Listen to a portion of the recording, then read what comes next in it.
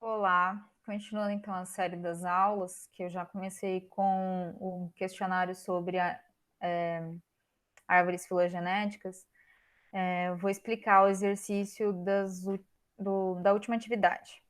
Tinha bastante árvore filogenética também, vocês tinham que usar aquele dicionário pessoal que vocês fizeram a partir dos vídeos e das tabelas que eu tinha mandado. Então vamos lá. Os cogumelos são fungos. A sua estrutura é formada por hifas e micélios, né, gente? Olha o desenho aqui, micélio, as hifas vão ficar aqui. Só procurar nas aulas até do CMSP, tava facinho. Levedura é um tipo de fungo, que é aquele fungo que a gente usa para fazer pão, por exemplo. Cloroplasto é a organela que faz fotossíntese nas plantas, fungo nem tem cloroplasto. Galho e tronco não faz nem sentido. Então tá bem facinho, esse é bem para vocês lembrarem mesmo do que é formado. A gente consegue ver quando um pão mofa e a gente olha de perto, parece que tem uma nuvenzinha verde, aquilo ali é micélio. Próxima pergunta: qual novidade evolutiva permitiu que as plantas dominassem o ambiente terrestre? Aqui teve muita gente que voltou para aquilo que é intuitivo antes de ter a matéria, antes de olhar a árvore. Eu pus a árvore aqui por um motivo. A gente vai fazer o seguinte: quais plantas habitam o ambiente terrestre? A gente tem que pensar um pouquinho. Alga? Não. Briófita? É. Aonde que elas vivem? Em lugar completamente úmido. Tá nas aulas do CMSP até. Muito lugar úmido. Muita água envolvida. Então, assim, até tá na terra, mas não pode ficar muito longe da água. As samambaias, que são as pteridófitas, a avó sempre tem pendurado lá na parede, num vasinho de terra, põe água de vez em quando. Gimnospermas são os pinheiros também, fora da água. Angiosperma, tudo que a gente conhece com fruta e flor, está fora da água. Qual que é a novidade evolutiva que aconteceu entre briófitas e pteridófitas? É o número 2, ó. Neste raminho aqui, uma mutação surgiu. Surgem as primeiras plantas com vasos condutoras de seiva. Então, né, o que permitiu essas plantas aqui estarem na terra? O vaso condutor de seiva. Muita gente pôs raiz. Mas vamos lá. Imaginem uma mangueira. A mangueira vai estar com as raízes lá na terra, certo? Precisa ter raiz forte, estruturada, para se manter em pé na terra. Mas se não tivesse vaso condutor de seiva, como é que a água que a mangueira pega lá através das raízes na terra ia chegar até na manga? Ou como que a fotossíntese que a mangueira faz das folhas, da copa da árvore, ia conseguir produzir açúcar e transportar para o resto da planta? Então, a raiz só fixa a planta, mas não faz ela conseguir transportar nutrientes, água, por exemplo. Briófita precisa de água banhando a planta inteira, porque senão ela morre seca.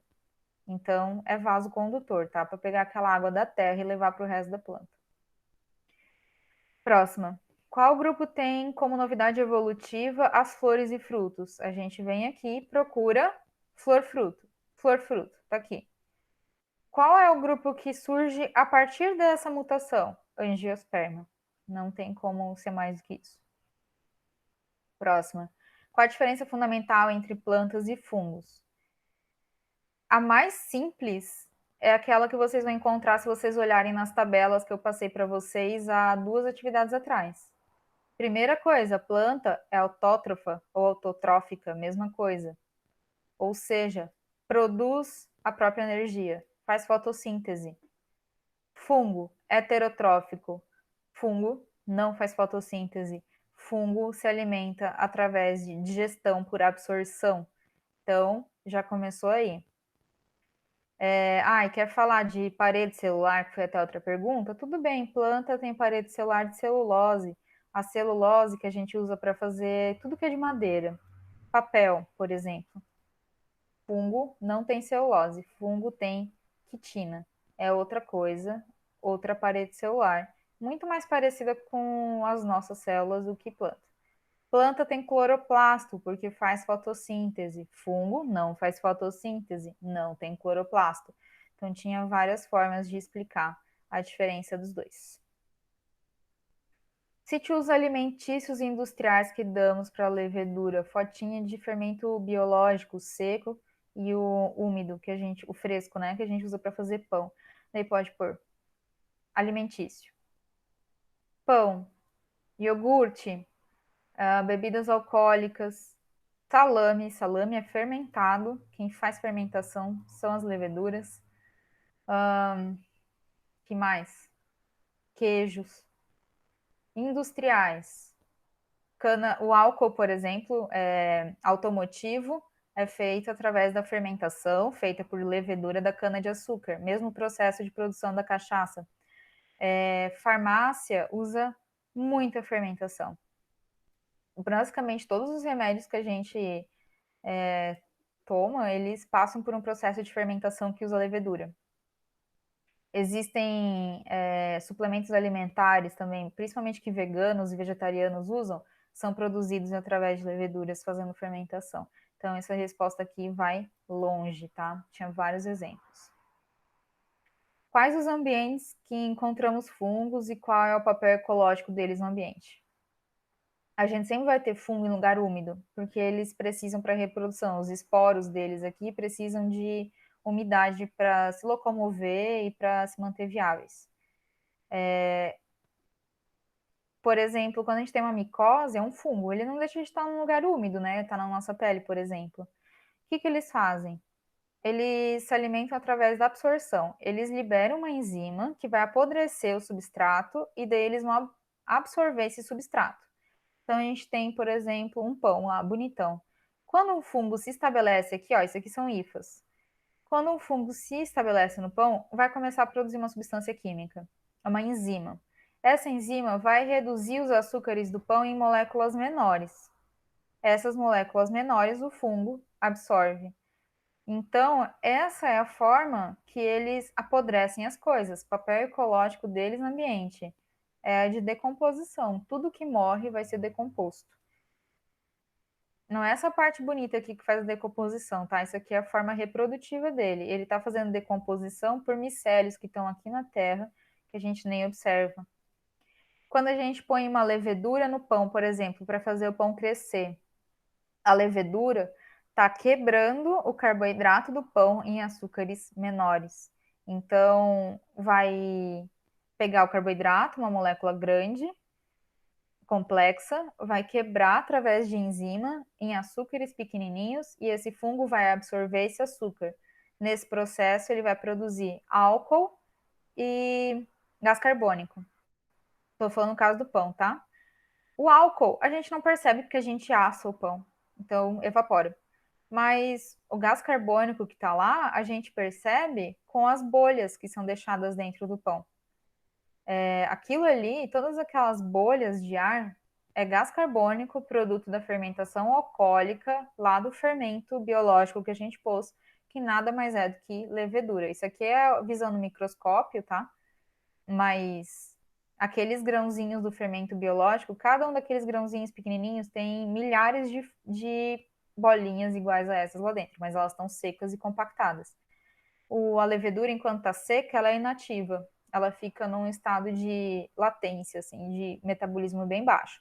Colocou água, colocou calor, colocou açúcar ou trigo, que é um carboidrato complexo, eles vão acordar para a vida e começar a fazer fermentação. Qual é o ancestral comum das plantas? De qual tipo de organismo as plantas evoluíram? Olha só. Angiosperma é planta, gimnosperma é planta, pteridófita é planta, briófita é planta. Todos eles vão convergindo para esse ramo aqui.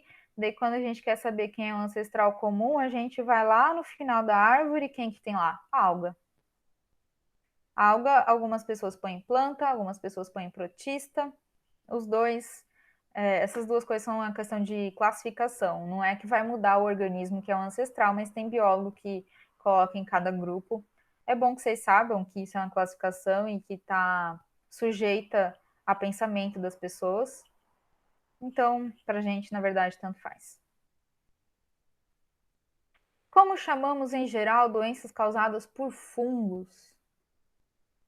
Micose, tá fácil, né? Micose vem de mico. Micologia é a ciência que estuda os fungos. Parasitose são os parasitas, tipo lombriga. Pneumonia, bactéria. Bacteriana ou viral, né? Virose, nada a ver, causada por vírus. Infecções bacterianas, nada a ver, causada por bactéria.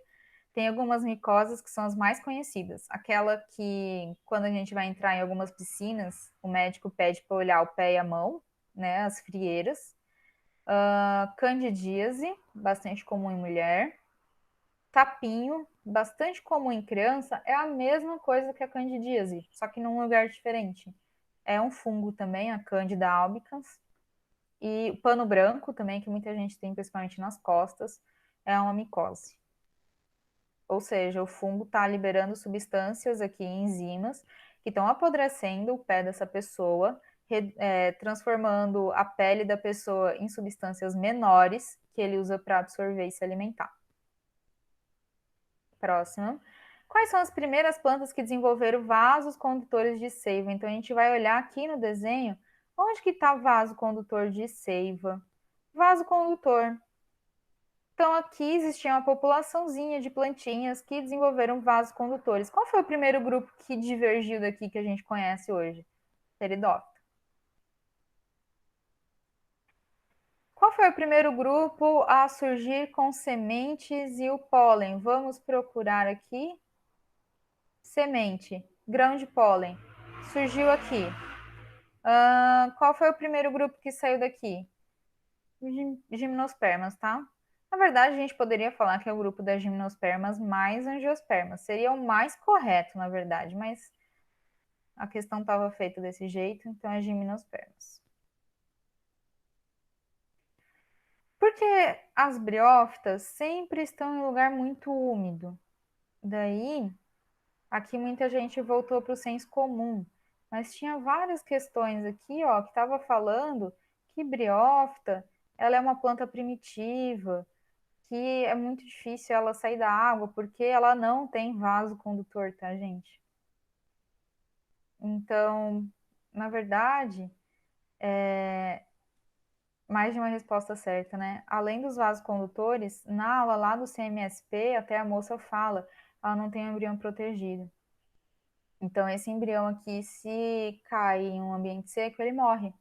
Não é que nem a semente que tem uma casca, ou semente que está dentro de um fruto, por exemplo, que tem uma substância carnosa em volta com água, que pode proteger aquela semente até ela entrar na terra ou estar num lugar sombreado, por exemplo. Então, tem mais de uma resposta. Não possuem embrião protegido e não possuem vasos condutores da seiva, nem da seiva bruta, que na verdade chama xilema, e nem a do floema, que seria a seiva elaborada, que é aquela que vem da parte que faz fotossíntese. Qual é a forma de obtenção de energia e nutrição dos fungos? Bom, vocês podem botar que é a decomposição, mas não é uma resposta muito bonita, mas pode ser. Apodrecimento, também é a resposta pior ainda. Né? A gente já passou do sexto ano, dá para escrever um negócio mais bonitinho. Quando a gente perde qual é a forma de obtenção de energia, a gente quer saber se ela é autotrófica ou heterotrófica. Então, vocês têm que saber que ela é heterotrófica. Aqui ela vai se alimentar da fruta, dos açúcares da fruta. O cogumelo, ele faz decomposição de matéria orgânica no solo, então vai apodrecer madeira, fezes, por exemplo. Aqui também apodrecimento de madeira, fezes, folhas. No queijo, o fungo se alimenta da gordura do queijo, então ele vai decompor a gordura e se alimentar, e isso que dá o sabor e a característica do queijo. No caso do vinho, a levedura vai se alimentar dos açúcares que estavam lá na uva. Não deixa de ser um apodrecimento, né? Que libera o álcool, que depois a gente extrai. E aqui vai se alimentar da epiderme, vai se alimentar da pele da pessoa. Então é heterotrófica, digestão por absorção, tá? Por que por absorção? A gente faz digestão por ingestão. A gente pega o alimento e põe dentro da gente, digere ele. Aqui o fungo não tem como fazer isso. Então, ele primeiro joga as enzimas digestivas no ambiente daí decompõe fora e depois se alimenta. Certo? Até mais, gente. Se cuidem, viu?